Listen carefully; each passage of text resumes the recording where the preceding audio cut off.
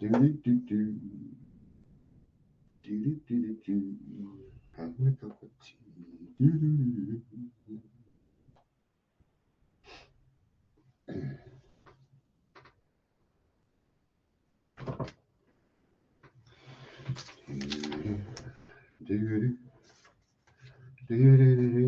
do do.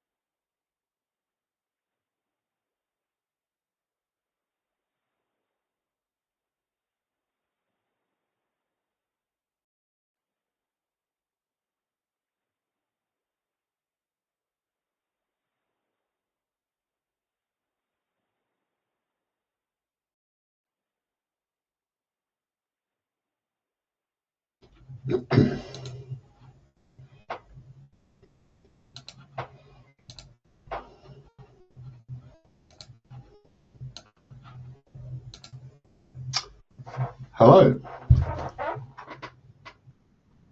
Oh, have we frozen? Hello, Earth. It seems as though my camera's a little bit stutter start here. You have to excuse me, I'm going through a tunnel. Bear with me. Hi.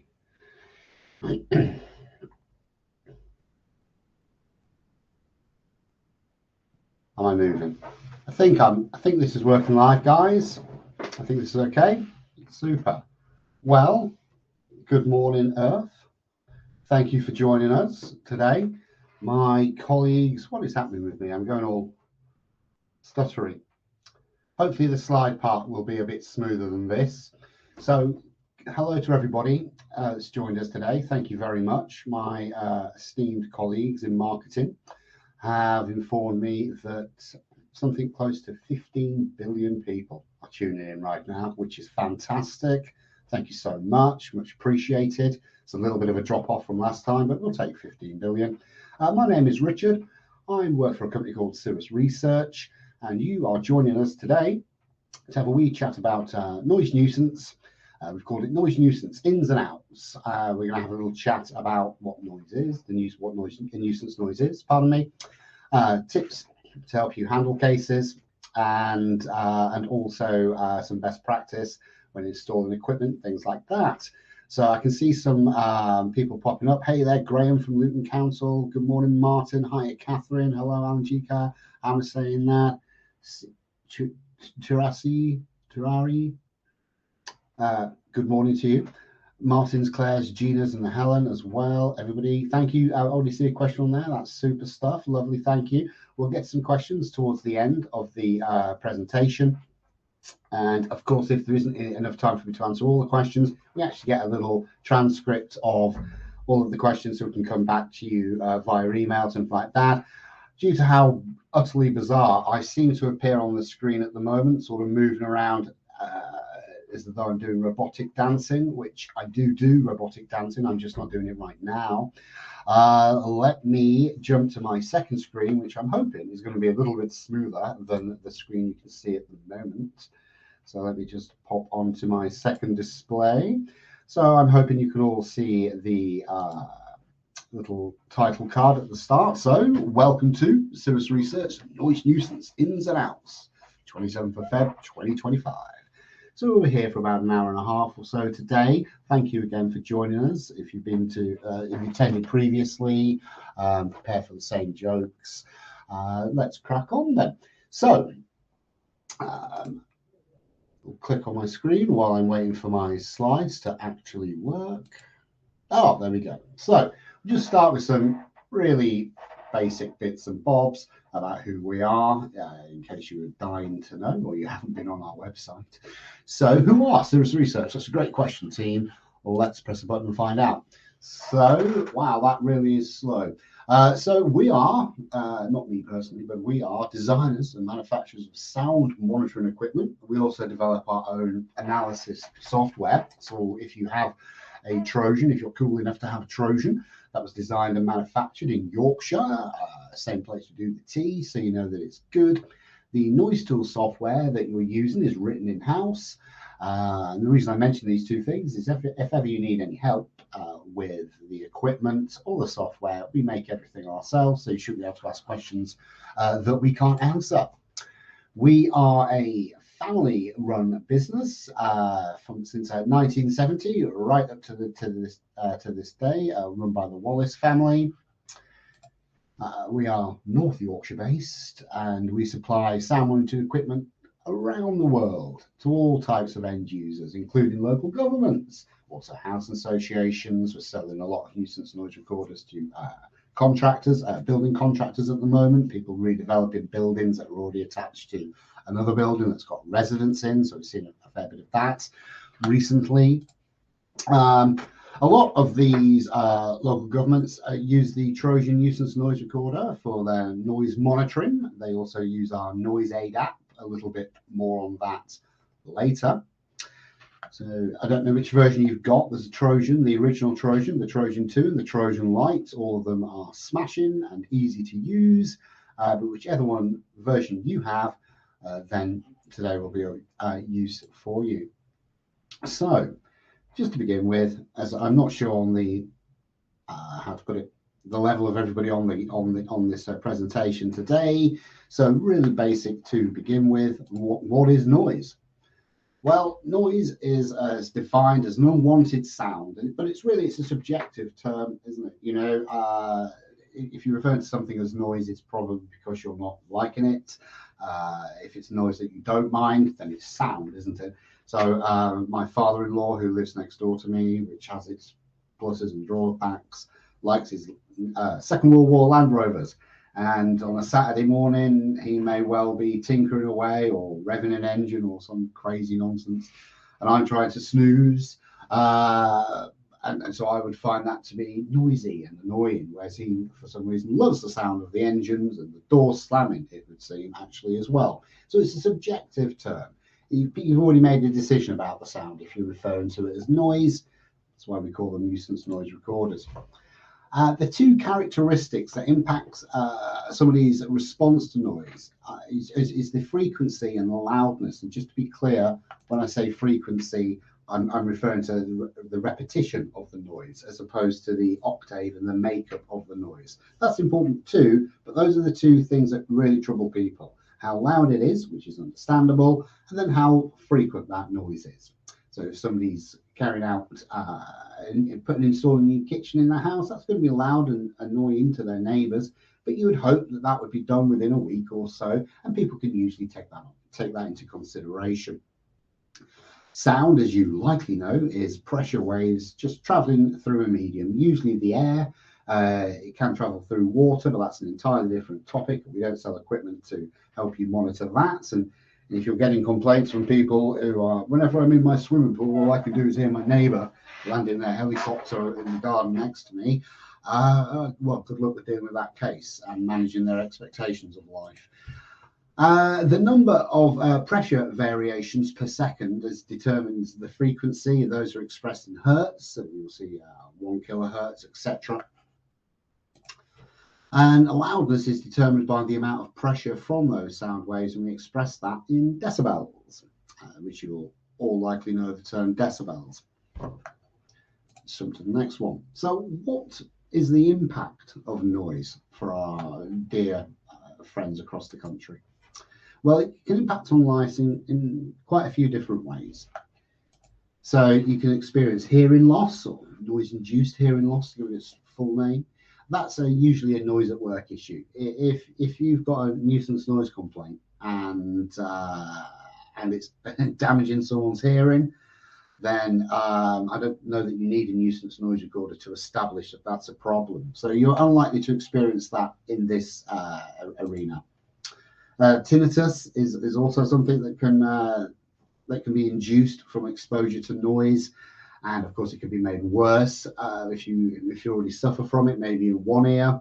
You continue to expose yourself to loud noise, you may experience it in the second ear, and it may become worse. Again, that's usually, though, from noise at work. Stress, that can be noise at work or environmental noise. If you're working in a noisy environment, that can become quite stressful, even while your brain tries to tune that noise out. Until you get to that stage, it's still going to be quite stressful. It's still going to be quite unpleasant. But it's often caused by environmental noise. And that's not just your airports and your construction sites. That can be neighborhood noise as well, or nuisance noise. So that can be music blaring, dogs barking, that sort of a thing. Parties in the summer months with windows open and the warm weather and the light nights.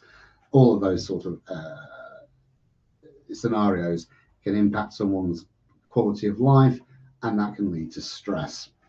And stress can lead to various things, such as sleep disruption, which is problematic because that will exacerbate a situation between neighbours, and that can end up with phone calls to yourselves a little bit more agitated than would normally be the case because they're just so stressed out about it. In fact, actually, you can find that people who are experiencing nuisance noise when they in their home life, when they travel to work, when they're at work during the day, as they're getting closer towards going home, they're anticipating hearing that noise again, and they're stressing themselves before they've even got back home.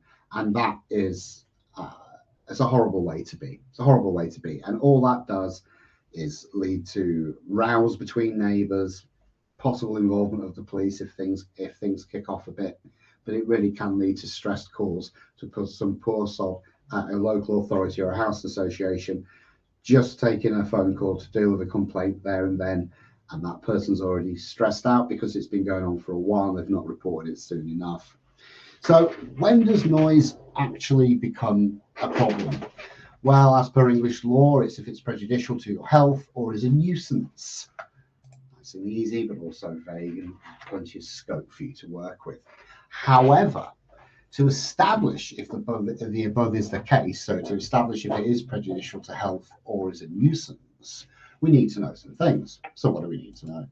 Well, we need to understand the level of the noise. Now, I deal with all of our nuisance noise Trojan clients, and I understand that it's not just the decibel levels that you're concerned about. That can be important for evidence. It can be important to explain to the person who's being complained about in any mediation that you continue with that is at this decibel level, and that is something to take into consideration. If you consider the L90 for 90%, it was at this level. For the L10 for 10%, it was at this level. It's likely the 10% that they complain about, so that'll be higher than the 90. So we do need to think about the decibel levels, but it's not just about that. It's also, as you guys have explained to me, it's the type of noise that's being generated.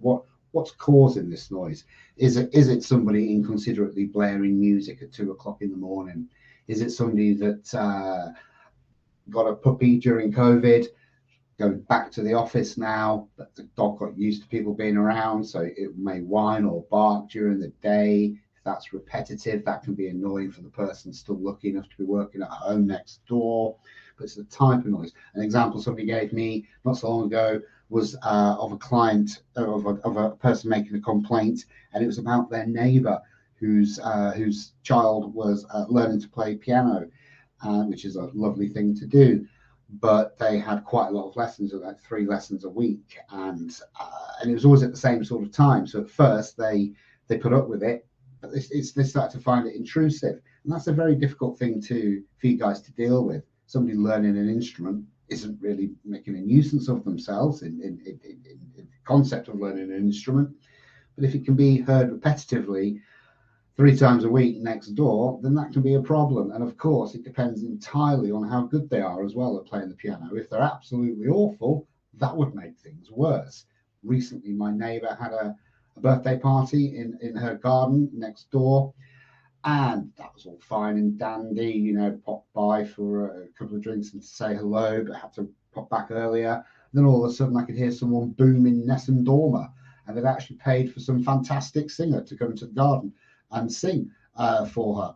And I found that to be wonderful, because I like that song and I like that type of music. But for the neighbours around who weren't invited to the party, that could have been annoying. And had he been a bad singer, it would have been worse. So it's the type of noise that we have to consider, and how long that noise lasts, how often it occurs. So the repetition of the noise, but how long is it? If someone's dog barks for 5 minutes in the morning when their owner goes out to work, and then that's it for the day, most reasonable people can live with that. However, if that dog barks consistently throughout the day, that's an entirely different thing. That's interrupting somebody else's enjoyment of their own home, and that is a nuisance. If you're impacting somebody's reasonable wish to be able to enjoy living in their environment, including their garden, by the way, not just inside the property, but including the garden, then that does become a problem. So how long is that noise lasting? What type of noise is it? And how often is it occurring? And if it's later in the night, then as you will know, the ambient noise will have dropped because there's not so many cars, there's not so much hustle and bustle.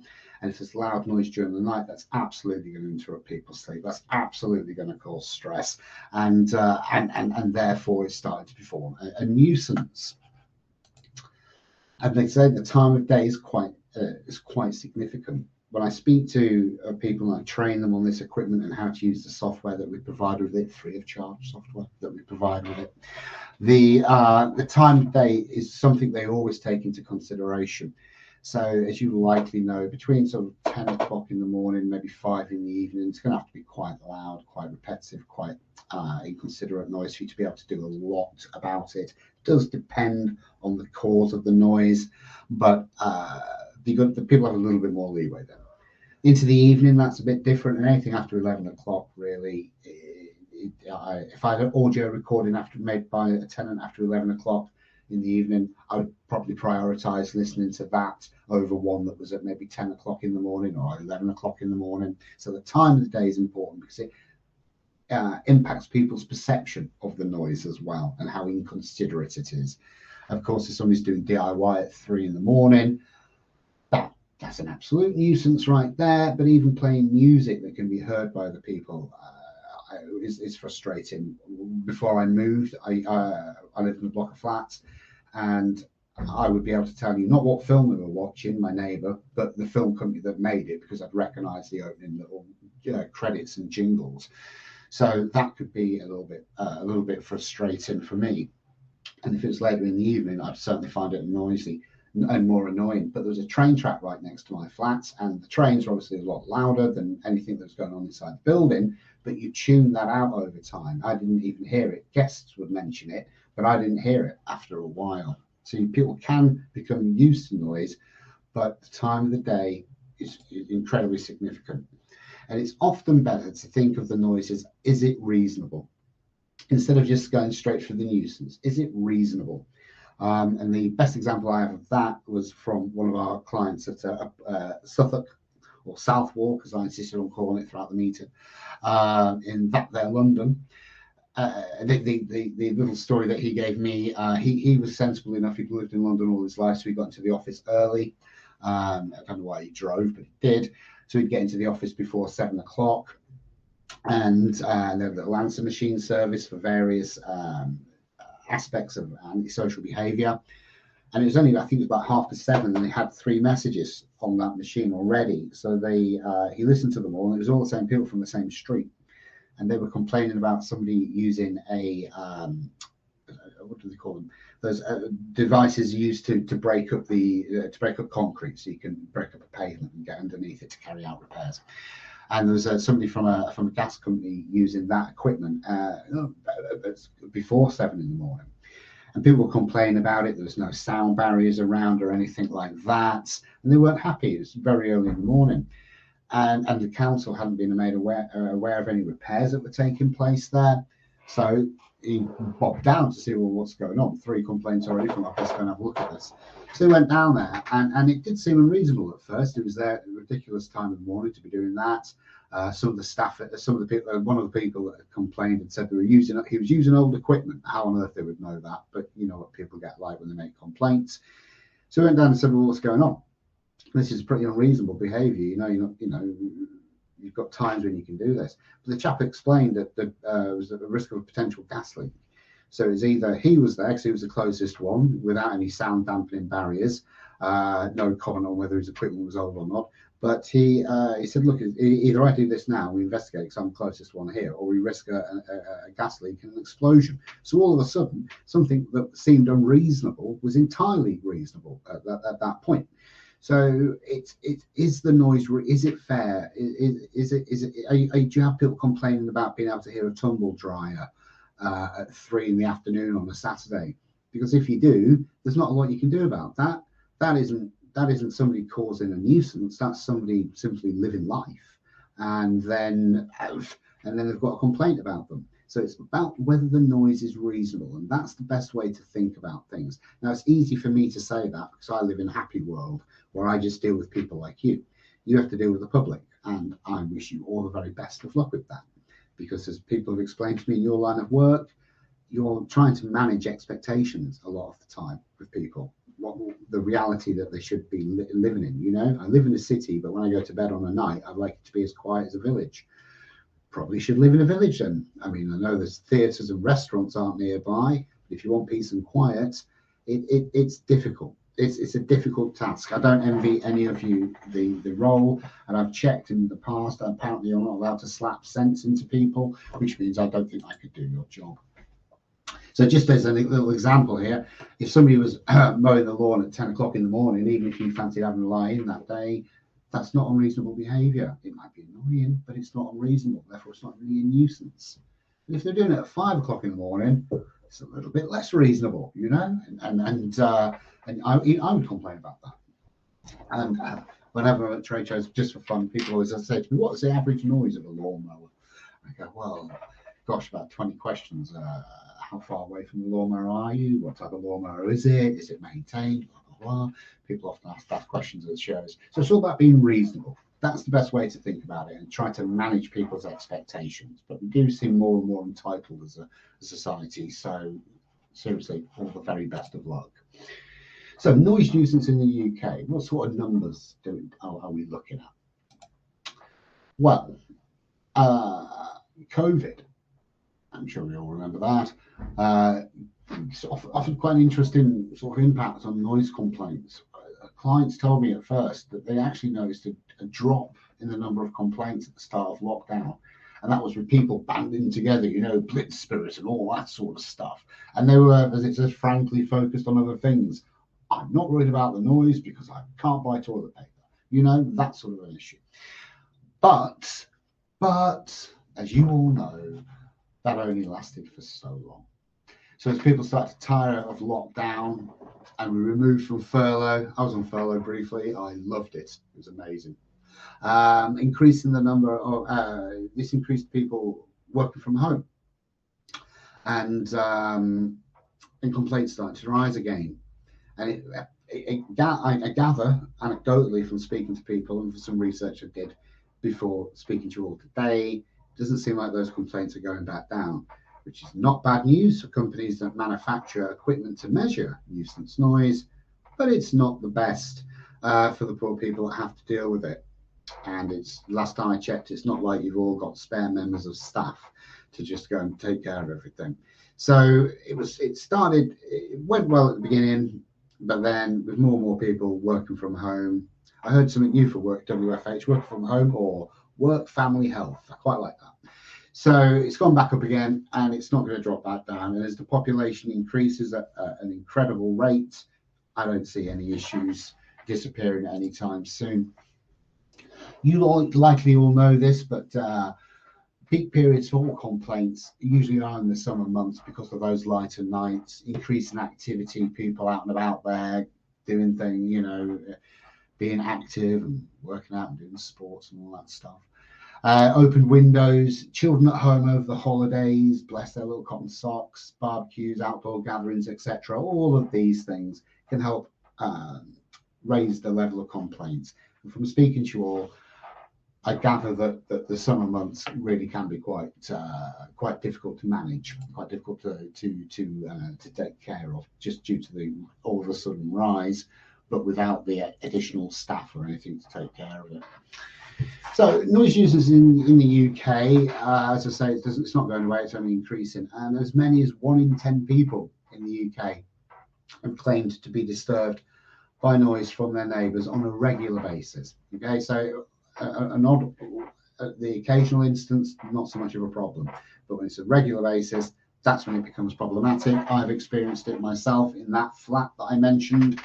Did a little experiment with my neighbour, and we both turned our TVs off and music and everything else, and I just asked her to switch a kettle on, and due to the fantastic quality of the build in the flats that I was living in at the time, I could actually hear her switch her kettle on, which is incredible. And the lady above me, I wasn't sure what was happening. I thought she was trying to visit me through the ceiling. And then my sister came by, sat on the sofa, and as soon as she heard the noise, she goes, "Oh, it's a cross trainer." As soon as she said that, I could hear that it was a cross trainer. And what am I supposed to do? Be annoyed with my neighbour for wanting to exercise? You know, you've got to live in reality. Of those people, those 1 in 10, over a quarter will complain to their local council or their house association. I'm sure it feels like all of them to you guys, and their mates as well, probably non-stop calls, but it's about a quarter of the 1 in 10, which is still a very, very high number. but less than a third of those 1 in 10 will speak to their neighbour directly about the issue. And that is likely to be a fear of confrontation, which is a perfectly understandable position to take. If somebody's inconsiderate enough to be noisy at 2 o'clock in the morning, blare music at 2 o'clock, 3 o'clock in the morning, on Wednesday morning or whatever, then how receptive is that type of person going to be to complaining about it to them? Probably not particularly receptive. And of those that do speak to their neighbour, 5% claim to have been threatened. So that just escalates things, makes it worse. And of course, if they're going to behave like that, then there's not much else the person that's experiencing the nuisance noise can do other than contact the local authority. Of course, if it gets physical, they'd contact the police. But if that's the sort of response you're getting, you can entirely understand somebody wanting to have equipment installed in the house, and then therefore somebody else take over the case. And that's somebody else, of course, being you guys. This bit won't surprise you, partly because I've whittled on about my flat a few times, but a large number of complaints do come from those living in flats, and it's likely to continue to be the group most affected by flats across the UK. People living in flats across the UK, more and more are being built. Only recently I read an article yesterday actually about the disparity of the price of a flat and the price of a house, and how the houses are getting even more expensive, relatively speaking, to the cost of a flat. So that's going to be more and more people in flats when they get built. And of course, as you know, all flats, whenever you drive past a flat development, it says luxury flats. Every single flat seems to be built as a luxury flat, but they don't seem to take as much consideration for noise control or noise dampening as they absolutely could do. And because we have an increase in population, and we're talking about building another 1.5 million homes, that's another 1.5 million people that will be able to complain to you about things, and it's just not going to go away. One of the 10 that claim to be regularly disturbed by their neighbours, 10% of that number, and I meant to touch on this earlier, complain about being permanently stressed, even when they're away from home, because they anticipate the noise upon their return. That is just not good for your body and your mind at all. And it can make people want to move properties, which is a shame. It's an absolute shame if you want to move property just because you've got an inconsiderate neighbour. But it is a thing that's happening. And of course, as our population just seems to be increasing at a crazy rate, where local authorities, if you still have much stock that you directly own, they're mixing people up and putting different types of people in different areas, which is just going to lead to problems. Where I used to live in a place called Driffield in East Yorkshire, there was a little part of council houses, as we would call them, but they're all bungalows, and they were filled by people mainly in their 70s and 80s. And that was fine. It was the most peaceful, quiet part of the town. If you walked through there at 10 o'clock on a Saturday night, you'd probably be the only one walking through there, and the only noise you'd hear was your own footsteps or you chattering to your friend. That was all you'd hear.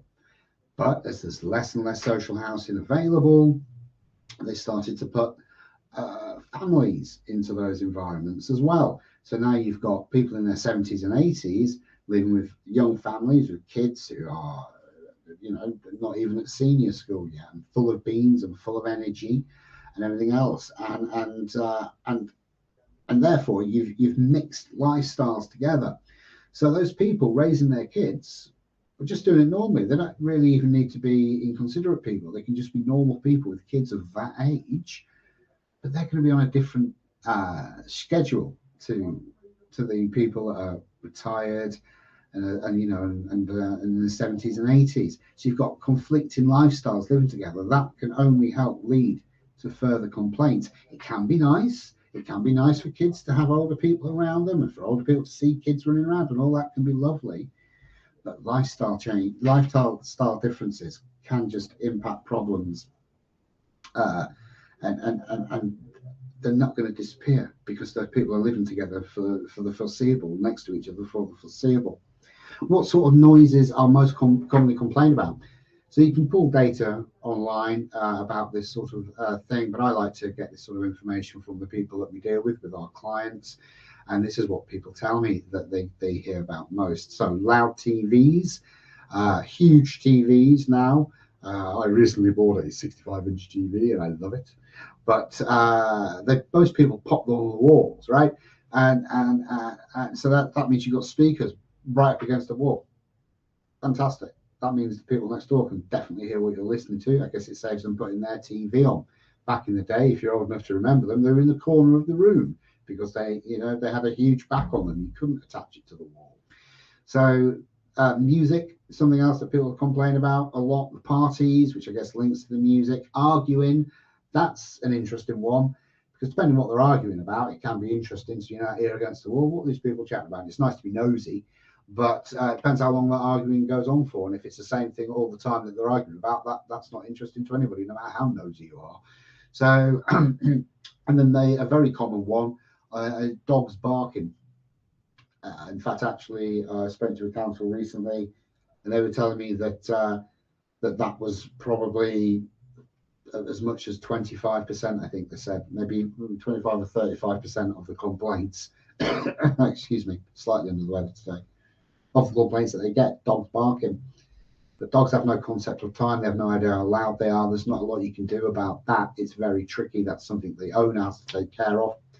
DIY often comes up, as we touched on that earlier, is usually a limit in the duration, so people are a little bit more tolerant about it, but they still do complain, so that's why it's appeared on the screen now. And that, again, is a case of managing people's expectations of reality. Yes, it's annoying that your neighbours are building an extension or putting it in your kitchen, but it's a process. Once it's completed, that's done, and then you've got that in the bank for when you need to do some DIY yourself. And as I touched on earlier, different lifestyles, retired people trying to coexist, living next door to young families, things like that. People working night shifts, blocks of flats. They come in at 4 o'clock in the morning after they've finished their shift. They let the door slam behind them instead of just closing it with, I think the word's a handle, I think you can use. Popping on the washing machine even at 4 in the morning when they've just come back from work. Things like that. Washing up, vacuuming, they're living their life on their time scale, but the people around them have day jobs and they just mess with each other. But those can impact each other as well. It's not just the night person. They're going to get annoyed when people come in during the day, so when they're trying to sleep. But it really is about managing people and what they expect life to be like. So where do you begin when you're handling a complaint? Well, depending on how many you've had to deal with that day, you may start with your head in your hands. But after that, we've got some tips for you. So once a call has been made to log a complaint and you've got the basic details, a good first step is to ask the person to keep keep a log of the complaint, of the occurrences. Most local authorities will ask you to do that. Most housing associations will ask you to do that. And there's two reasons to do it. And I know you all know the two reasons. One is so you can ascertain if you need to install a nuisance noise recorder, or you can go visit the site in person and try and observe the noise yourself. But also, a lot of organisations have the policy that if it's a nuisance noise and you're not prepared to fill out a form to log it to diarise the complaints and the issues, then it maybe isn't as bad as you're making out to be. Maybe the claim's disingenuous, so some will rule you out if you don't complete the diaries. That will just rule you out of the opportunity for the council or the house association to take anything further. It can be a basic paper diary. However, if you are a Trojan user, not only are you the coolest, but you also have access to our Noise Aid app completely free of charge. We have a little bit more information on that for you later. Honestly, if you like the look of it, please let me know. We can set you up with an account literally within half an hour. It won't cost you any money. You're already a client of Sirius. You get it for free. It's Noise Aid. I have some slides for you, but it's Noise Aid or paper diaries offer two outcomes for the person dealing with the complaints. It's the opportunity to triage. That's a really big plus for paper diaries and Noise Aid. You know, if somebody's complaining about kids chattering when they walk past their house on the way home from school, that isn't antisocial behaviour. In fact, I would suggest that's social behaviour. But if somebody else is complaining about music at 4 o'clock in the morning, you've got those two cases. Well, you already know who's going to get the nuisance noise recorder in their house. But you can also rule out complaints, as I touched on earlier, if people refuse to use Noise Aid or the paper diaries. And those are the two reasons: triage complaints and rule out people if they're not prepared to populate diaries. And because some people might struggle with paper diaries, that's why we introduced Noise Aid, which we'll have a little look at in a while. So once you have reviewed Noise Aid or the paper diaries, it might be time to install the equipment. So, to help you manage your stock of Trojans or any nuisance noise recorder, other brands that are available, you may use, first consider the frequency of the complaints. If it's music being played at a weekend, install your nuisance noise recorder on a Friday and collect it the following Monday. Therefore, you can get it back out to deal with other complaints. Also means you'll have less audio and less data that you have to review. And if they're only complaining about noise at the weekend, well, then what's the point of leaving it there during the week? If it's a dog barking every day, do leave the NNR for a full week to ensure you capture the frequency correctly. Because as you will know, I'm telling you something you all know here, but when people call up to complain, people can be prone to slightly exaggerate the issue or the frequency of the noise or how loud they perceive it to be. It's often the case. People get like that when they think they're talking to somebody. We have people here. Only this morning, somebody emailed in from our website, a private person asking about purchasing a nuisance noise recorder. Even though we do sound in bold text on that particular part of our website, we do not supply this equipment to private people. Please contact your relevant local council or house association if you're suffering with nuisance noise. But even here at Sirius, we have people ringing up.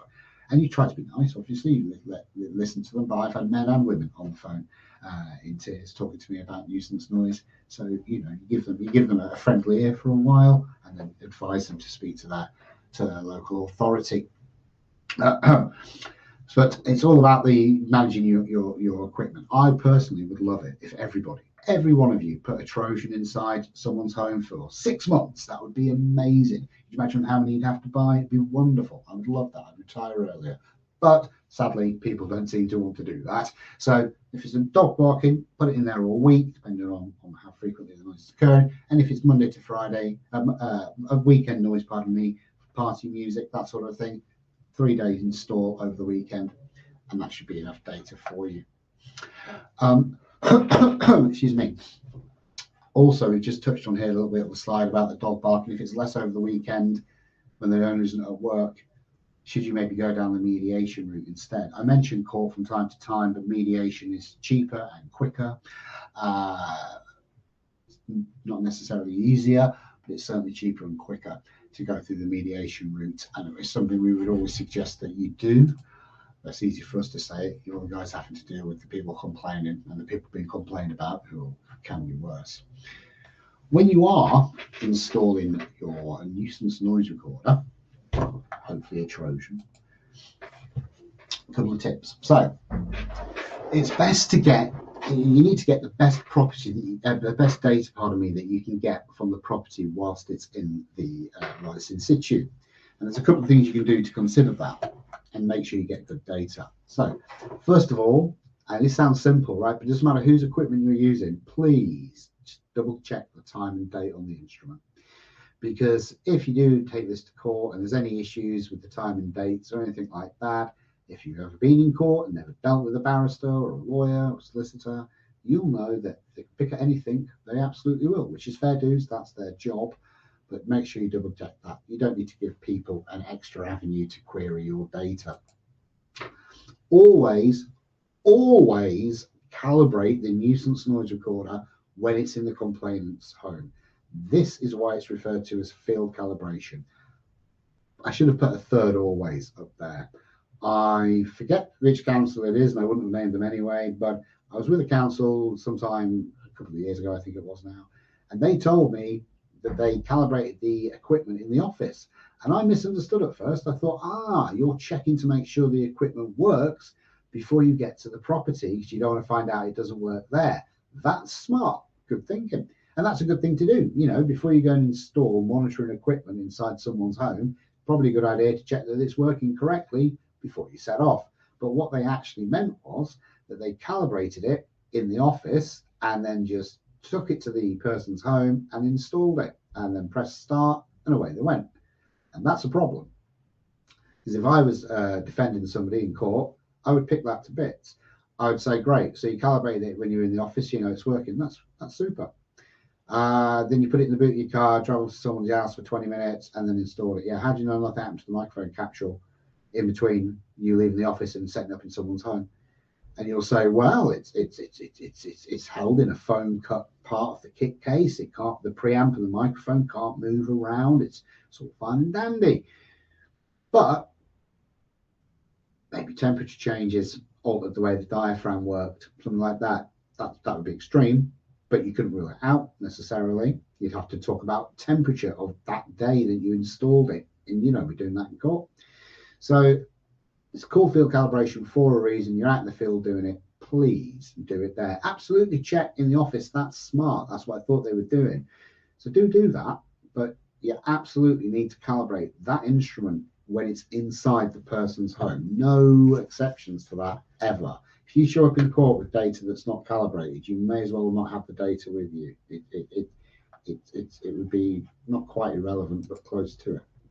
A couple of these tips are going to seem obvious to you, but they're mentioned because of things I've heard from and conversations I've had in the past. So please position your nuisance noise recorder. I'm just going to say Trojan. Please position your Trojan in a suitable location. These are usually the living room or the bedroom, where people are most impacted by the noise. And because it's usually living room or bedroom, that's one of the reasons why your Trojan has lights on the cases on the outside. It's also so you can do some quick diagnostics if somebody calls up and says, I don't think it's working properly. I become an acoustic expert in the one day that this has been installed in my house. But it's also there to help light up the environment, light up the top of the kit case. So that if somebody's walking down, one of the kids is walking down in the night to go get a drink, we absolutely do not want them to be tripping over our kit cases, or your kit cases, I should say. So that's usually in our bedrooms. That's why the lights are there. However, I know of some people that have placed them in environments that are less than ideal.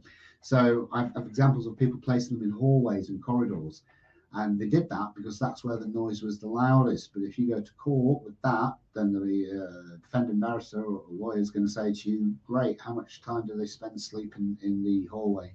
How much time do they spend watching TV in the hallway? It needs to be in a habitable area. There's no point in leaving it somewhere. I've never known anybody put one in a bathroom. That would be worrying. But hallways, I've heard of that on a few occasions, and it's not ideal at all. You could stand in a communal hallway in a block of flats with a handheld sound level meter. That would make sense. I can understand you doing that. But just to get an idea of where to install the nuisance noise recorder if you've had lots of complaints from that block in that block of flats. But to just put one in someone's hallway in a flat or in their house is absolutely not the way to do it. Not the way to do it at all. Also, please have the microphone facing into the property, even if the noise is coming from the neighbour's garden. As you all know, what we're trying to understand is the noise that somebody's experiencing that's made the complaint, not how loud it is at source, or certainly not at this stage of an investigation. You may wish to go out with a handheld sound level meter to try and understand the acoustics and how the sound is travelling at a later date, but if you've installed a nuisance noise recorder inside someone's home, you really do need to have that microphone facing into the property. Also, windows have reflective properties, which will bounce the pressure waves back to the microphone capsule, which may distort the readings somewhat, but we absolutely do need it facing into the property, please. Try, if possible, again, to help minimize reflection, to try to keep it a meter away from the wall if you can, and off the floor if possible too, a meter off the floor if possible as well. We understand the environment you're going into, you don't have any control. Maybe somebody's a hoarder, or they've got kids running around, or pets running around. And so we understand that. That's why we provide you with the smaller tripods with your Trojan. You can, of course, attach a larger tripod if you wish. We sell those, surprise, surprise. But if you have any digital thread tripod, it will fit the attachment that comes with your Trojan. But we provide you with the smaller ones to give you flexibility when in the environment that you're in. Also, sorry about that, excuse me. Also, we're not trying to get the microphone as close as possible to the noise source. So the example I can give you of that, somebody once sent me a picture. They actually sent me a picture of the microphone with the windshield on. So at least they have the windshield on. That's a thumbs up there. But they placed they hadn't used the tripod. They just placed the preamp and mic capsule with the windshield on the floor. And why would they have done that? That's because the noise, the music, was from the flat below.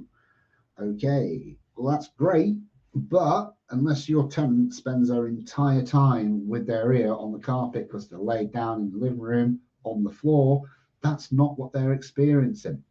I've also had people place microphone capsules, well, the preamp and the microphone capsule attached, of course, on top of bookcases to get it closer to the ceiling, because the bangs and thuds from above, maybe somebody else has got a cross trainer above them, like I had, and they want to get it as close as possible to that noise source. But unless they're really, really tall and have their ear pressed against the ceiling, so unless it's an NBA player complaining with a low-level flat, there's no.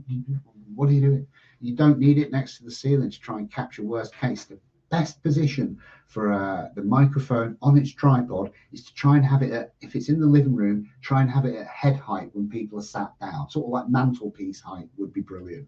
And if they've got an old-fashioned TV, for the love of God, please don't put it on top of the TV. I've only ever known somebody do that once, and luckily they were telling me about it on the phone, so the smile that appeared on my face, I didn't have to suppress it. But I would have done in person because I'm polite. But why would you put a microphone on top of a TV when somebody's complaining about noise from next door? There's no logic to that. So head height when somebody sat down, or if it's in the bedroom, usually bedside table is ideal for that. Bedrooms cannot be the best place to put things, as I'm sure you all have horrifying experiences of. But if that's where the noise is worse, that's where it really should be. But inside the property, facing into the room, a metre away from the wall, a metre off the ground if possible, just to help with that reflection. We're not dealing with stat noise here, but it's still good to minimise that reflection, which is why, and to underline that point, next time you look at your Trojan inside the meter, inside your Trojan case, you'll notice it has a tapered top. That is, again, if you had a flat top, you'd have pressure waves bouncing back to the microphone capsule. So if we're going to do that with the actual equipment itself to try and minimise reflection, if you could please do the same with your mic capsules, that would be delightful. But the really, really key thing on this slide here is to always calibrate the nuisance noise recorder when you are in the person's home. Please. There really isn't a reason to not do that. And pardon me, I was so excited to tell you about some of the crazy pictures people send me that I've already watched through this slide. You'll all be heartbroken to learn that we can skip to the next bit.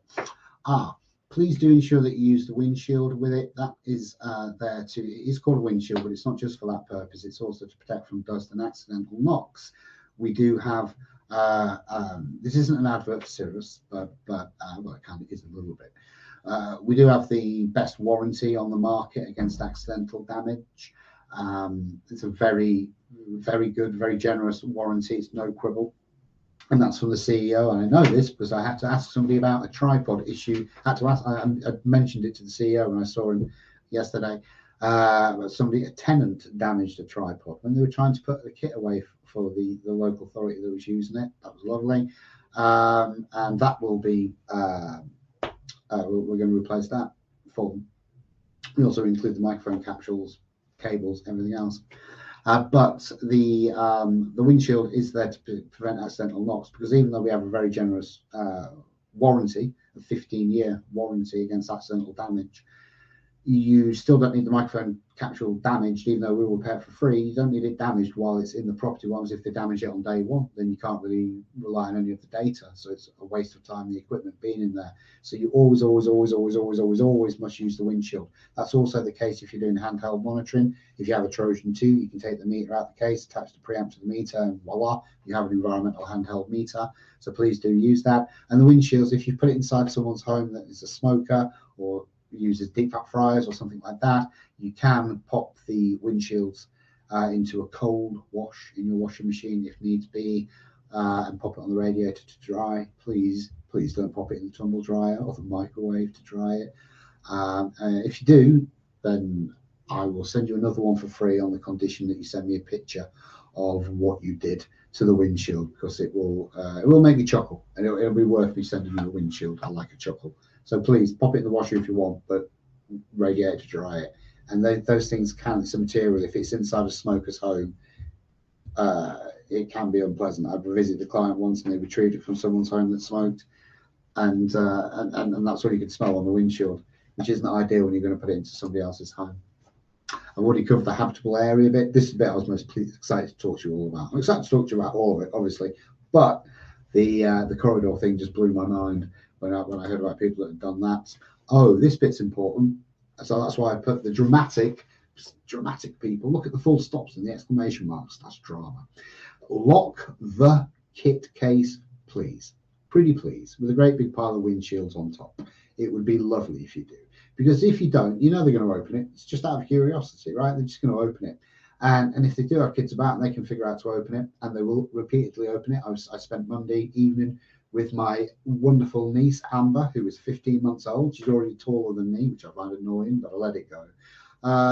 She discovered how to open cupboards on Monday evening, and apparently it was hilarious for about 10 minutes straight, bless her. So if a kid accidentally opens up the kit case, they might press buttons. They're not quite causing any issues or anything like that, but it's those buttons light up, let's press them. So please don't do that, because please do lock the kit case. Don't give them the opportunity. We provide you with a padlock. It's one of those ones you put the code in yourself, but you can pop any padlock on as long as it will fit the kit case. So you absolutely need to lock it up, otherwise people will look at it. And if it's the kids will just be doing it for fun, but the adults might be looking at it going, we've had people call up actually into the office. I'm looking at the Trojan right now and I don't think these decibel levels are correct. You just think, oh my God. And then they have to add to it, and you know what's coming next. I've got an app on my phone. Oh God. Lovely. Well done for you and your app on your phone. Did you calibrate your phone? No, shut up. But there you are. So we've actually had people call up saying, I don't think this is correct. And I'm thinking, and they've just seen the word Cirrus, they've Googled us and they've got our phone number and they ring us up. And we always say we can't talk to you about something that's installed in your property. Speak to your local council. And if you catch me in the wrong, if I've not had a cup of tea, I'll be going, oh, what makes you think that decibel is wrong? And then I'll be annoying the people that you've got your Trojan inside the house with. Also, when installing your nuisance noise recorder, you need to ensure the tenant understands exactly how to use the remote control fobs. We have wired ones as well, most people do, but remote control fobs seem to be the most popular option these days.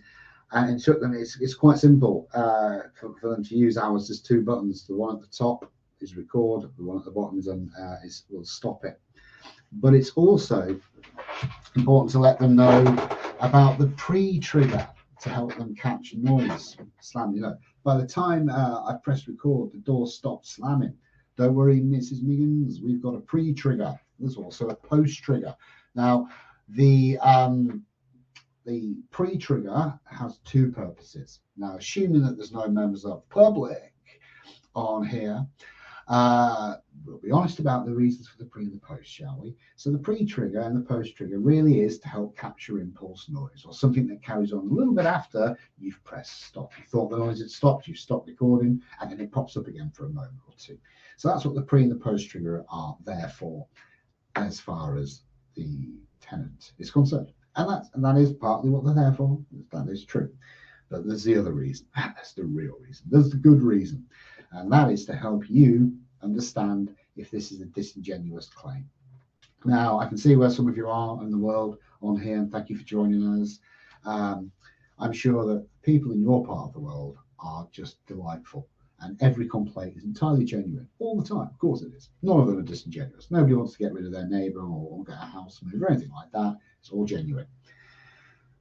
But just in case it's not, the pre and the post will also help capture them generating the noise. And I'm sure that you've all got better examples than I have of this. Some of my favourites, though, people playing dogs barking on their tablet or their phone or their iPad, holding it up against the wall. That makes the neighbour's dog start barking. They go, right, quick, press record. But because of the magic pre-trigger, you get to hear them larking around with their phones, getting the phone to start barking, and then holding it against the wall. And you can hear them talking about it and what they're planning on doing.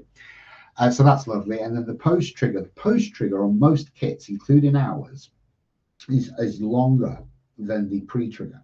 So the pre-trigger, the maximum on the Trojan 2 is 30 seconds on the pre, and it's 60 seconds on the post.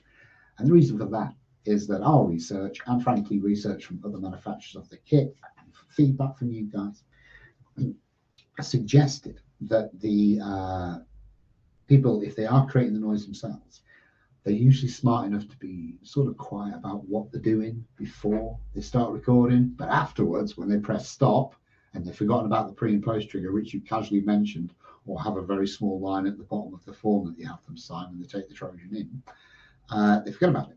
And then they start patting themselves on the back about what an amazing job they've done creating that noise. And then you get to play it back. Now, I've never sat in with anybody, local authorities, when they talk to people and remind them of the pre and post triggers.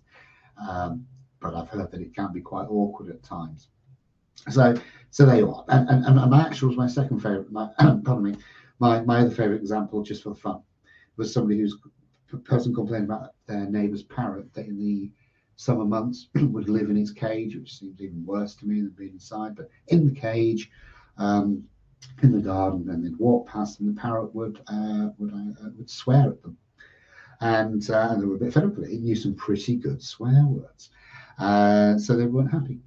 They got a nuisance noise recorder in the home, and they'd left the window open, you know, at the request of the person that installed it, so that it could pick it up. Please don't leave the microphone outside in the rain.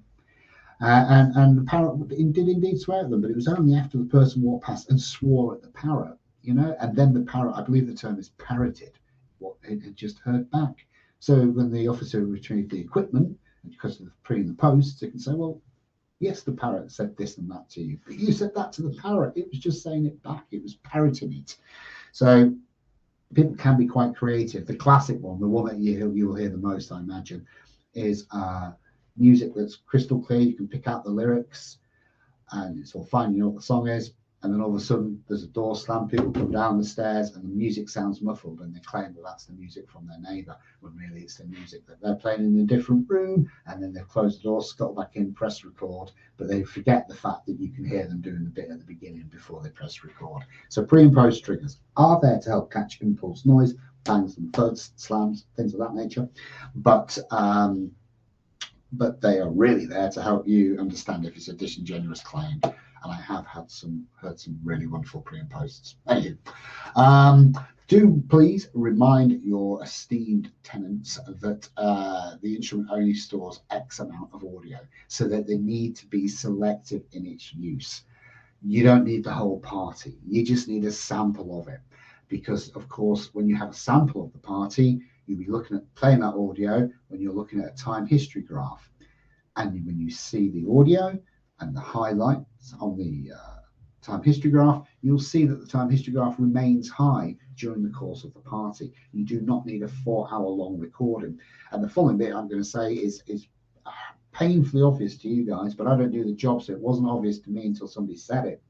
But if they've got a 5-minute audio recording, if you've got a 5-minute audio recording you need to deal with, you may need to listen to it twice to understand what's really going on. So therefore, that 5-minute audio is taking you 10 minutes to deal with. Now, that when someone said that to me, I hadn't thought like that. But when I mention it, I guess it's obvious, right? You have to play it back a couple of times. Your Trojan will allow you to select a maximum audio duration. So if they forget to press stop, it will stop after whatever period of time you told it to. So if you told it to stop after 2 minutes, it will stop recording audio after 2 minutes. The lights will go off the case and they may press it again, but you control that audio recording. The maximum you can have it is for 4 hours. I would urge you not to select that option. You can do all of this in configuration when you plug your instrument into Noise Tools, and you'll be able to do it with other brands. If you have other brands, don't worry, you're still welcome here. You might not be very cool, but you're welcome here. The maximum's 4 hours. We used to have unlimited, which is just ridiculous. I don't know why that'd be an option, but it's removed now for the Trojan, at least. Handheld, you can have unlimited, but 4 hours is a ridiculous amount of audio. Out of the box, yours would be set at 5 minutes, which means that if they forget to press stop after 5 minutes, it will stop itself recording audio. It's still logging decibels, but it will stop after 5 minutes. You can change that, but out of the box, if you want a new one today, when it ships, it would be set at 5 minutes, but you can, of course, change it. You can also control the amount of audio that you're prepared to let people record to try and give you some control when you're dealing with some of these complaints. I hear horrifying numbers about how many recordings people can make. Oh, what's the record I've heard recently? Somebody had a Trojan installed for 8 days, and they came back to over 300 audio recordings, and a good number of those were pigeons, which to me is just heartbreaking, having to listen to that all day long. But you can control that amount of audio. The maximum amount of audio a Trojan can record for you is 32 hours and 45 minutes.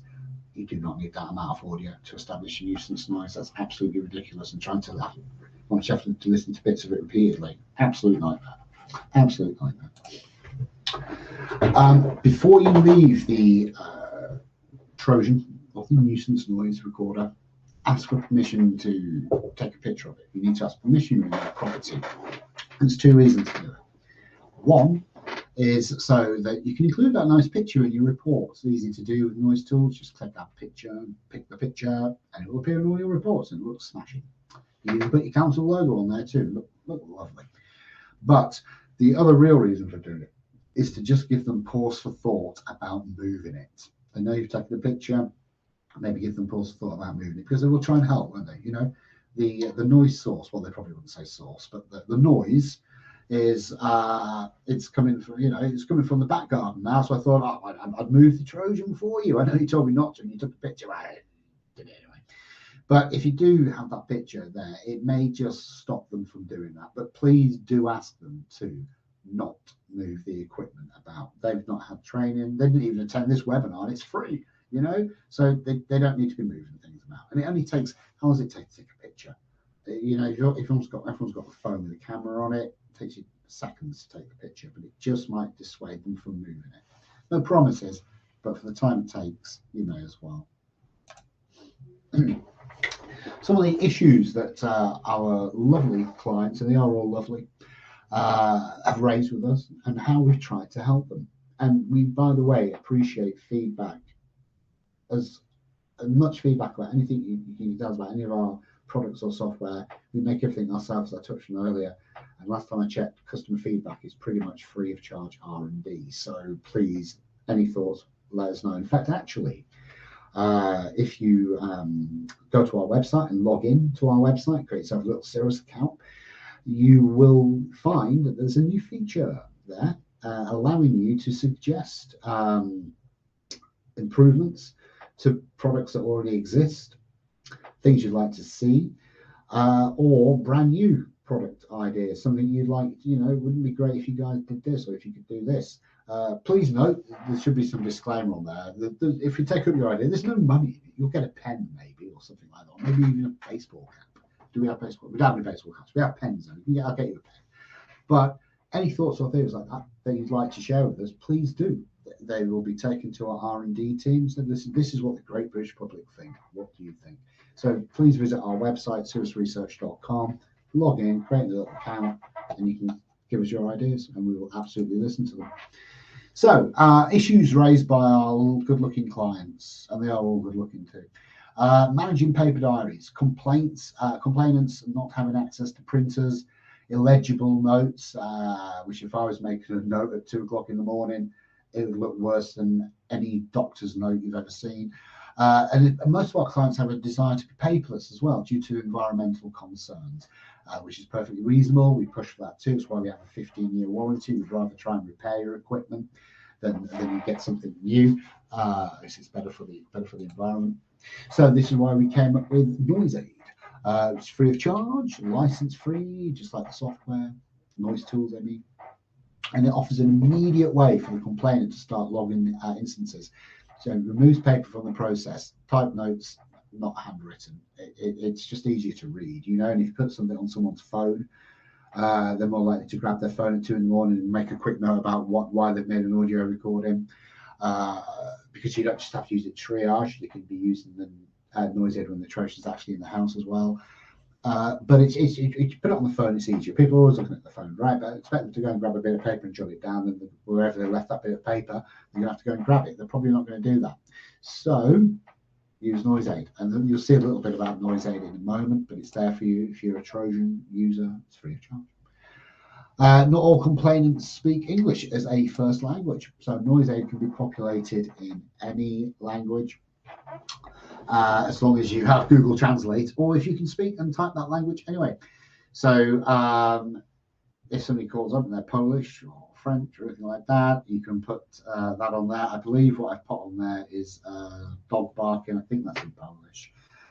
Don't do the jokes. Don't do the jokes. How do you know the dog's barking in Polish?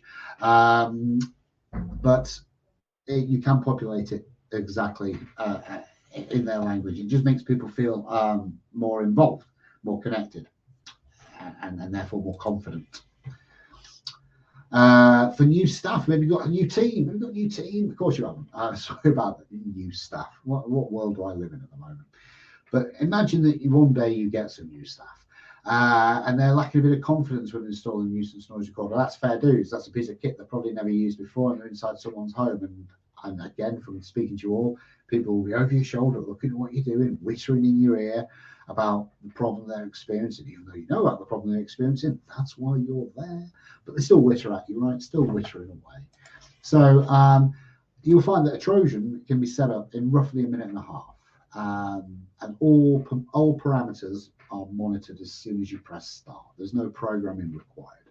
Plug it in, press calibrate to calibrate, press start to start, stop to stop.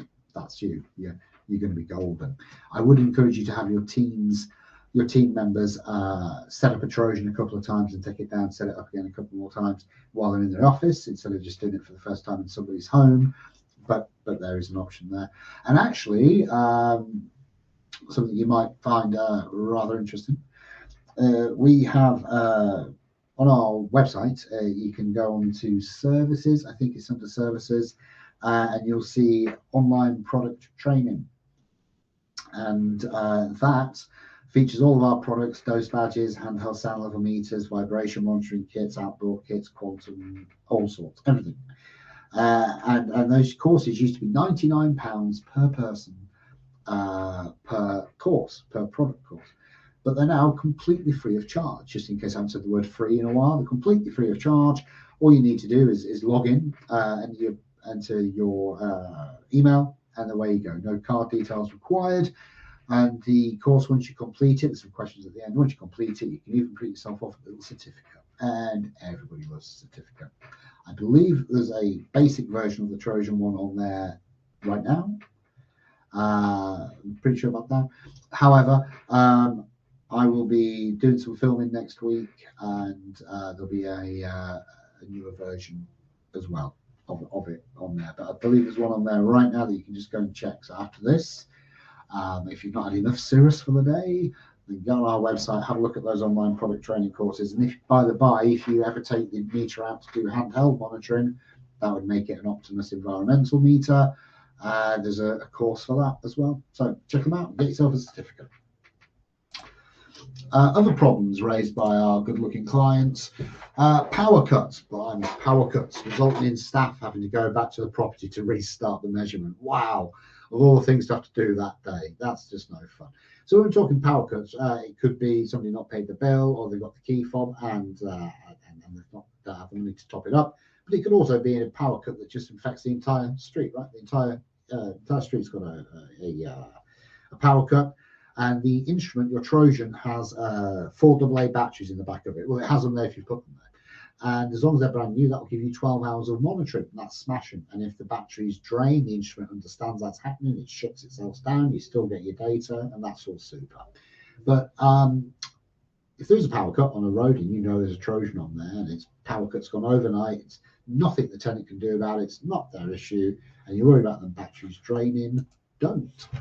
The backup batteries, I said 12 hours, didn't I? Probably 10 hours of additional monitoring.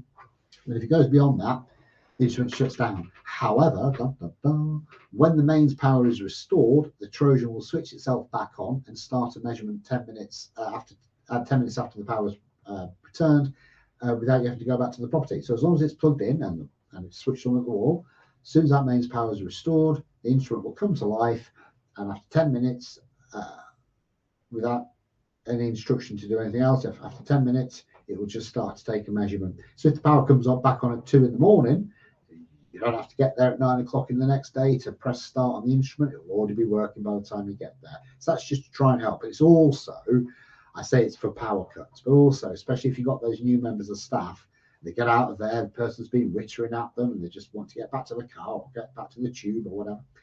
And they get out there and think, oh no, did I press start?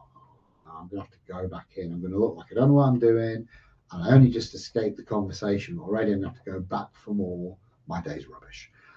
Good news is, as long as you plugged it in, please do plug it in and switch it on the wall. And you'll know you've done that because a green light will appear on the kit case to let you know that it's got power.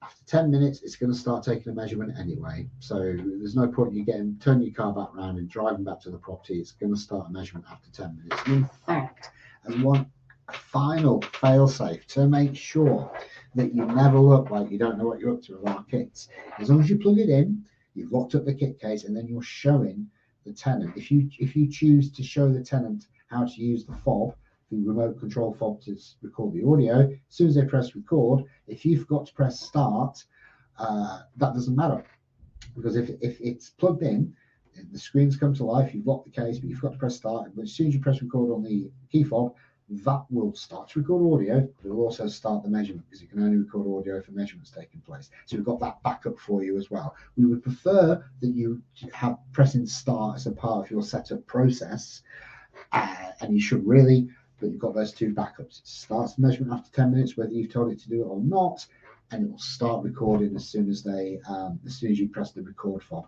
And a lot of people, not everybody, but a lot of people, the first audio recording they want to make is of the officer installing the equipment, just saying who they are, where they've installed it. It's also gives you a little idea of the acoustics of the room as well.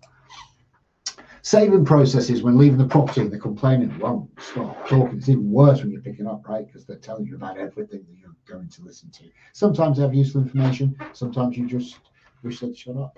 But the good news is, as soon as you press stop on our equipment, voila, it's already stored. We don't have save buttons. We used to have save buttons, and we get tech support calls going, I've got to press save. What can I do? Don't do it again, I'm afraid. But now, as soon as you press stop, it's all just stored onto the instruments. You don't have to worry about that. Length of individual recordings and total audio recorded. I've already sort of touched on that, but the software Noise Tools allows you to dictate how long each recording is and the overall amount of audio the complainant can record.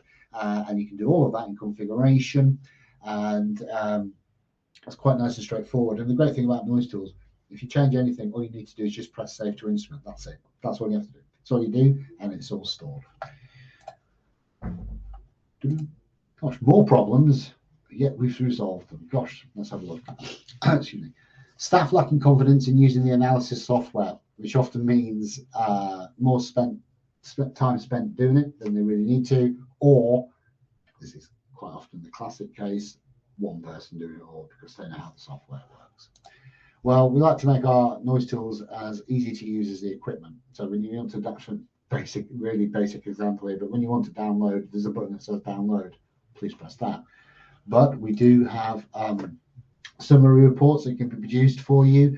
We would give you the LAQ, the LAF max, so level A weight equivalent, LAF max, level A weight fast maximum, peak data, octave data, LM values or statistical values, percentages, L90, L10, that sort of thing.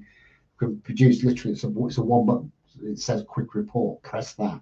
Actually, that's a fit, you should double click. and then there's your report with all of that data produced for you. You just have to press the button once. We are very proud of Noise Tools. It's excellent software, but we understand that you've got other things to do, right? And if you can shave a few seconds off here and there, they all start to add up. A noise nuisance report can also be produced. It's in the reports tab. It's called noise nuisance. You click on that. You press it's within four clicks of your mouse. Reports tab, noise nuisance. Click next once. Click next twice. Boom. There's your noise nuisance report. What it does, it tries to pull all of the date and time-stamped audio recordings with decibel levels and everything else included, all into one page for you if it's possible to fit it in. Managing licenses across teams. This makes me smile when I talk to people about it, and they start talking to me about software on dongles, which blew my mind. I can't believe that was a thing. Like, you plug it into your laptop, that dongle, and it works on your laptop, but that was tied to your laptop. You think, what? That's madness. I don't understand that, but there you go. So managing licenses across the team, we've got a real easy solve for that because it's written in-house. It's supplied free of charge, license free and update free. Visit our website, you can download the full fat version completely free of charge. It'll even let you import sample data. So you've got a newbie starting, they can just download sample data. It's called nuisance noise as well, so it's nice and easy to understand which one to download, and they can just have a little play about straight away. There's some little audio recordings. I think it's fireworks or recycling plant or something. I can't remember what the audio is. But they can have a little play about there and then. And it's not real data. It's not your data. It's not an audio recording that a private person made. It's just from us. So they can have a little play about straight away with it. And anybody, anywhere on the planet can get the full fat version completely free of charge. No dongles required. Yet more problems? Oh, downloading data or working from home. More and more people experiencing this. So, you can have your instrument, your Trojan 2. This is how we recommend you use it as well. You can have it record in 24-hour blocks, meaning that each day of the week has its own measurement. So if you install it for 1 week, you'd come back to 7 one-day measurements. It's easier to download. It's easier to analyze as well. But if you are working from home and you're trying to connect, maybe you've got your copy of Noise Tools on an actual server at the office and you're just looking at it on your laptop, that can impact how quickly things download. I've had some clients tell me that they download to Noise Tools because of the audio recordings, something like after 6 o'clock in the evening when colleagues have left the office and it's like more bandwidth available or something. We don't want people waiting to do that sort of thing. So if you've got a choice, you've got it inside someone's home for 7 days, you can have 1 7-day measurement, or you can have 7 one-day measurements. 1-day measurements are easier to download individually.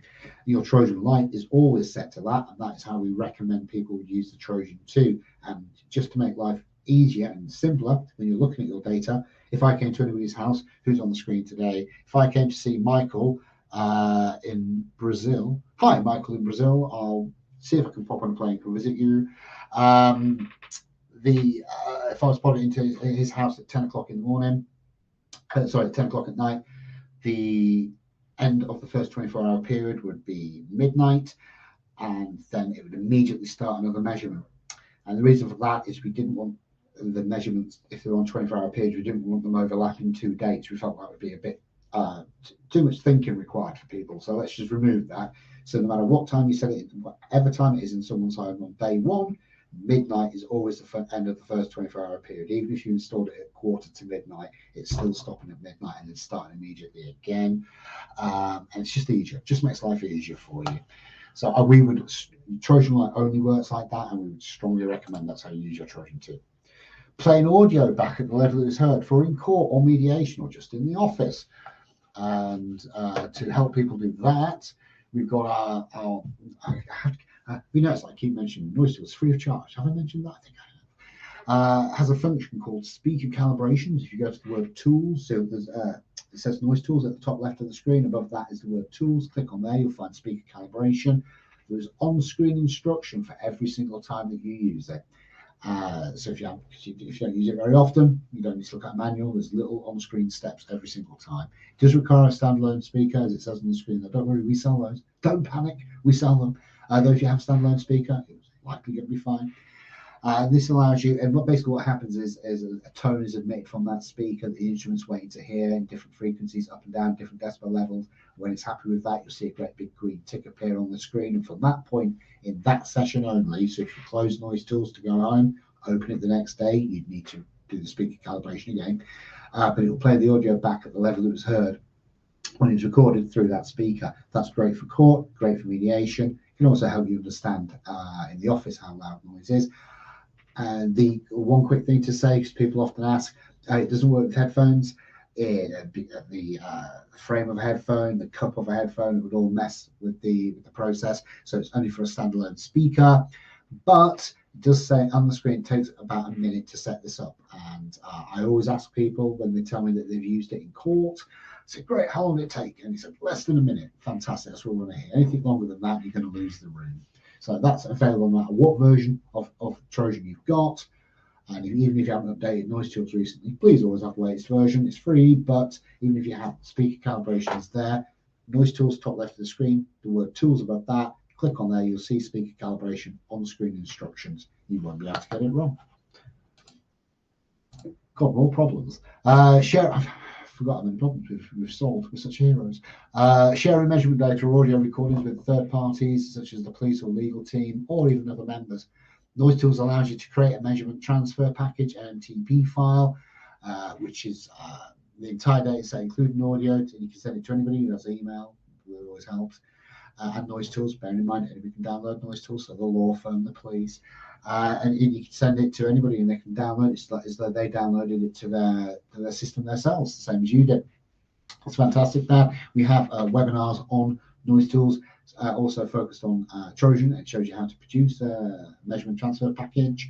And the great thing is as well, your local authority, you can untick the button that says people, places, projects. So if you've put a case reference number or an address or a person's name, whoever you're sending it to, if you untick that box, they wouldn't be able to see that data. They'll just see the decibel levels and the audio. You can even untick the box that says don't include the audio, and they'll just see the decibel levels. So you can send stuff to me if you need help, but you can take care of the GDPR issue. Maintaining equipment or damaging repaired equipment. I've already touched on this. I didn't mention UCAS Lab. We are a UCAS Lab. We have a 15-year warranty against any accidental damage. That includes the mic capsule, the part the tenant can damage, the most expensive component, and that's the bit outside the box. So what do the clients get with the kit? I'm aware at the time, and I can see that some of you are still here. Who's on? What are we saying? This Christopher? Yeah, hi. 24-hour guide isn't clear on the instructions. Can you point me to where I can find it? Certainly I can, Christopher. What I'll do is I'll pop you out a couple of instructions on the email. Graham, can you have the slides? Certainly you can. I'll autograph them too. Helen, yes, absolutely. Slides coming your way as well. No problems at all. So in your Trojan kit case, you get a lockable case, sound level meter, acoustic calibrator, key fob with the Trojan Light, key fobs with the Trojan 2, microphone, which is always quite helpful, tripod, padlock, security tags, a rucksack, a non-branded rucksack as well, so people can't just type the word Cirrus into Google and find out what it is you're doing. Noise Tools. With Noise Tools, you'll be able to, with ease, download data, produce reports, those one-click, play audio. We have Noise Tools webinars, which will show you how to do each and every one of these things as well. Share data, which I've just touched on, calibrated speaker. It's all free of charge, much to my daily annoyance, license free. But what about Noise Aid, people? What about Noise Aid? If you're on here, if you've got a Trojan, you're very welcome, Helen. Thank you. If you've got a Trojan, you can have what you're going to see right now. You can have this for no money today, if you wish. So it's a digital complaint log. It's a simple way for users to log information about noise sources, determine if complaints need to be progressed further, and it can be deployed alongside the Trojan. Of course, if you pop onto YouTube, type Cirrus Research Noise Aid, there's even a little video showing you exactly what it looks like. You can share that with the team. It's a mobile web app, so it looks like an app on the phone. It's not really an app, so nobody has to download anything, so we don't have to ask for permissions. You can seriously look at your photos. We don't want to look at your photos, so there's no need for anybody to install anything. Any device with the internet would work, PCs, tablets, what. It allows people to log occurrences of the noise that are of concern. You have the administration portal, so you can review their records and what they're talking about. Whilst they're still using the app, you can log in at any point once you've given them permission. You get each LA or house association gets their own 2-digit code, and then you get a 6-digit password for the user, which they would receive via email, and it doesn't store any data at all. No audio recordings or location data, so you don't have to worry about GDPR. It looks like this on somebody's phone, so they pop the local authority code in, their digit passcode, which is exclusive to them. They can choose to take the world's most brief and boring tour, which will basically show them these screens. I would click skip introduction. And then here they get these options, excuse me, where it says dog barking, loud TV, kids shouting, but you can populate that. So if they say bangs and thuds above, you can type bangs and thuds above, and that's what will appear on their phone. You can use the language that they use. This is also where you can use Google Translate and put it in any language you wish. They select the severity, FYI, that'll be getting changed to 5 from 1 to 5. 3 seems a bit, people keep picking 3. So we're going to make it 1 to 5. Category, length of time, and then they press stop. They are then prompted to write a note about where they are in the building, why they found it to be annoying, that sort of thing. And you can look at all of that information whenever you wish. So it's free of charge, simple to use, no need for the user to install anything. And as I say, it can be accessed on any web browser. Quick recap, look at that with 2 minutes to spare. I think I've got through some of these questions. There was one question at the top. A lady asked earlier on, can the instrument record impulse noise? So as soon as you press start on your instrument, on your Trojan, they log fast, slow, and impulse parameters immediately anyway. It's already done. You just need to press start. So quick recap, and then I'm sure this has seemed longer. It's only been an hour and a half, everybody. I'm sure it seems longer to you all. Don't worry, it'll soon be done. You can see your family and friends again. Quick recap. Use Noise Aid or paper diaries to triage complaints. But also, once an AR has been installed, a nuisance noise recorder has been installed. And it's so much cooler if those nuisance noise recorders are Trojan, I'm just saying. Always check the time and date on the instrument, because that will just resolve issues that you don't want to have to deal with. Always calibrate the nuisance noise recorder at the start and end of the measurement. Please do that in the property. Position the microphone in a habitable area and face it into the room. Try to consider reflection and position the meter away from walls. Take a picture of the NNR once it's in place for additional evidence to deter people from moving it once you've left, otherwise they will. Remind the complainant of the limit to audio storage. Consider parameters such as the LAEQ, the average value, the A weighting to replicate human response to sound, peak values, the high point of a pressure wave or sound wave, LAF max, level 08 fast maximum, how bad did it get at what point in the A weighting to replicate human response to sound, LN values, those statistical values. Use the pre and post as well. I only know of one organization that doesn't use the pre and post, and we deal with well over 100 now. Consider the frequency and time of the noise. That's important. Is it reasonable? Consider the type of noise. I think I put that twice. Ask yourself, is it reasonable? You have to manage people's expectations. And just finally, from me sincerely and everybody in the building, good luck with that. We thank you for your time. I know that we've run out, but I think I've covered the questions. Excellent. I will, the 24-hour guide, Chris, there's no trouble at all. I'll take care of that for you, my friend. Impulse question answered. Slides, certainly I can send you slides. If I can figure a way to put my autograph on them, I will. But that's it. Lovely. I'll just jump back to the main camera just to make sure you're all aware that this is not a AI. Hello.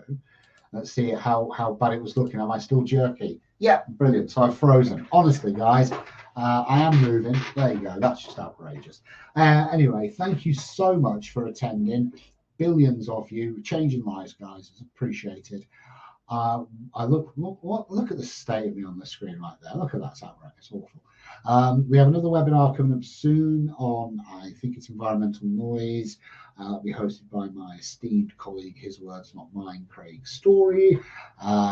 Information about that will be available on various social media platforms. And if you've got your email, you've attended this one, we'll probably send you the info as well.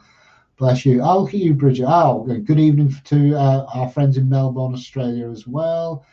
How do you register for Noise Aid? Alex, I'll ping you a line. And there you go. Oh, look at all this lovely stuff. And then Sarah, I think that might be my colleague. Bless you, Sarah, if that is my colleague. Love you all. Thank you, guys. Really appreciate it. Look forward to seeing you again on the next one. Take care of yourselves and cheerio.